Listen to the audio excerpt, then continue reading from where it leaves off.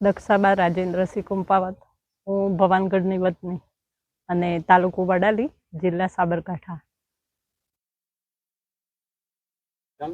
હા, હવે આ પ્રાકૃતિક ખેતીનો વિચાર તો અમે અહીંયા આવે ને ત્યારથી જ કર્યો હતો કે અહીંયા સારું ખેતી કરવી અને સારું ખવડાવવું, અને એ વિચારથી અમે બંને જણા એક સંકલ્પ કર્યો કે આપણે જીવનની અંદર કોઈક સારો મેસેજ આપીએ. અને એ માટે અમે માનો કે દાળ છે, કઠોળ છે, એ બધી વસ્તુ હું જાતે જ હેન્ડમેડ કરું છું અને એનું પેકિંગ કરાવું છું.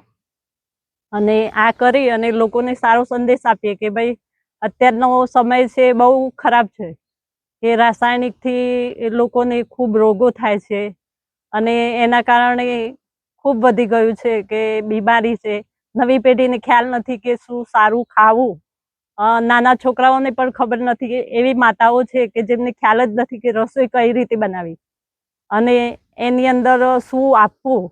એટલે એ બધું તો વાત તો બરોબર છે, પણ એના કરતાં અમે એવો વિચાર કર્યો કે આપણે જે કંઈ થાય, માનો કે આ દાળ છે મારી, તો આ દાળ છે એ પણ એટલી બધી સારી છે કે એને અમે જે ફોતરા જે કંઈ હોય એ પણ રહેવા દઈએ છીએ, એના તત્વો રહેવા દઈએ છીએ.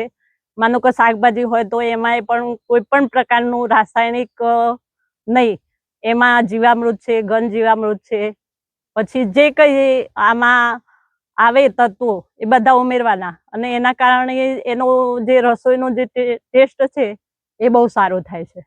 અને હું તો આગળની પેઢીને પણ, મારી પુત્રવધુ છે કે કોઈ પણને કે કહું કે તમે તમારા બાળકોને કંઈક સારા ને તંદુરસ્ત બનાવવા હોય તો આ અપનાવો પ્રાકૃતિક, અને પ્રાકૃતિકનો વિચાર બધાને આપો, અને એના થકી બધું આપણે આ જે કંઈ રોગ બીમારી છે એ નહીં આવે.